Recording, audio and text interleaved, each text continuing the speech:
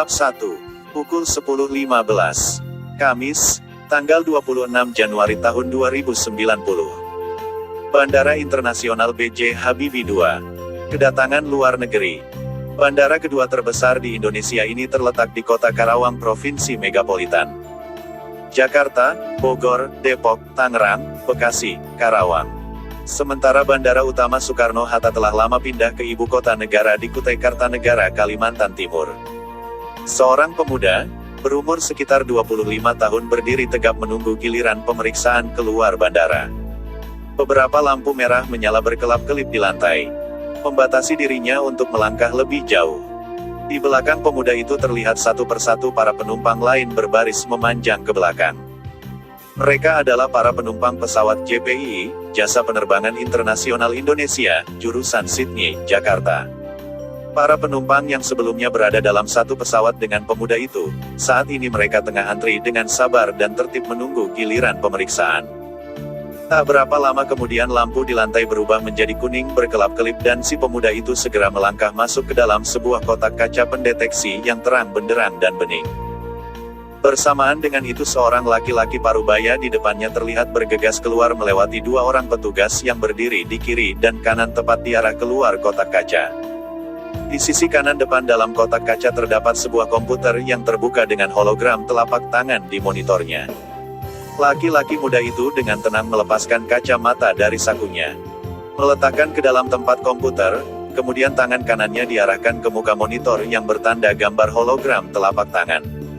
Sinar pemindai kacamata dan telapak tangan sekilas berkelebat. Berjarak sekitar setengah meter di hadapan pemuda itu, turun seberkas tirai cahaya putih. Membentuk segi empat dengan latar belakang kotak-kotak berwarna merah terang yang menyorot dari atas hingga menyentuh lantai. Itu adalah sebuah layar cahaya bertuliskan huruf dan angka. Bergerak berurutan dalam 3 dimensi terbentuk dari jaring sinar laser. Nama, Bramanti Ahdan Rakyat. Nomor identitas, +62.21.251.1, 17.30.6.0.3.2065. Status 1.0.0. Keamanan bersih. Saat pertama tirai cahaya itu turun seluruh kotak kaca berubah dari terang benderang dan bening menjadi berkelap-kelip merah. Setelah kata bersih muncul, seluruh kotak kaca berubah kembali menjadi berkelap-kelip biru. Dalam sekejap tirai cahaya putih dan kotak-kotak merah tersebut kembali ke atas. Tak membuang waktu lebih lama pemuda itu mengambil kembali kacamatanya, lalu bergegas keluar kotak kaca yang seketika berubah warna kembali menjadi bening. Setelah melewati kedua petugas, ia berjalan lurus ke depan ke arah lobi bandara untuk menuju pintu keluar bandara. Dari hasil pemindaian telepon genggam yang berupa kacamata, dan dari sidik jari telapak tangannya diketahui nama pemuda itu adalah Bramanti Ahdan Rakyat. Dari nomor identitasnya merangkap kartu tanda penduduk merangkap surat izin mengemudi semua kendaraan bermesin merangkap nomor telepon genggam. Diketahui, +62 warga negara Indonesia, 21 provinsi megapolitan, 251 Bogor Jakarta, 1 izin mengemudi semua kendaraan bermesin. Pukul 17.30 jam lahir, 6 hari Sabtu, hari lahir, 14.03.2065 hari bulan tahun lahir. Dan digabung menjadi nomor telepon genggamnya +62 21 251 117 30 61403 2065. Dari statusnya diketahui 1.0.0 bahwa pemuda itu bujangan, belum beristri, belum memiliki anak. Bab 2. Nama pemuda itu memiliki makna tersendiri.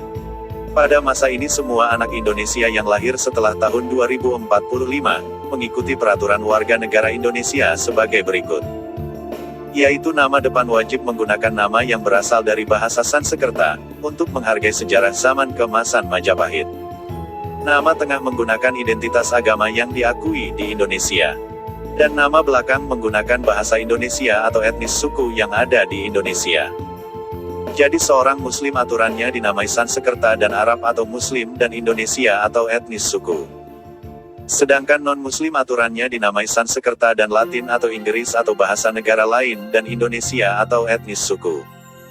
Bagi anak-anak yang diberlakukan nama tersebut, diakui sebagai anak negara. Seluruh biaya kelahiran, kesehatan, pendidikan bermutu, hingga usia masa kerja dianggap sebagai harta negara dan dijamin oleh negara. Namun bagi anak yang ingin dinamai lain, juga tidak bertentangan dengan peraturan tersebut, hanya saja tidak mendapat jaminan dari negara, tetapi menjadi tanggung jawab orang tua. Apabila dikemudikan hari anak tersebut tersia-siakan, maka orang tua si anak tersebut akan menghadapi hukuman yang sangat berat dari negara. Atas dasar itulah hampir semua orang tua dengan kesadaran yang tinggi mengikuti aturan tersebut, karena benar-benar berguna bagi anak-anaknya. Selain terjaminnya seluruh biaya pendidikan dan jaminan sosial.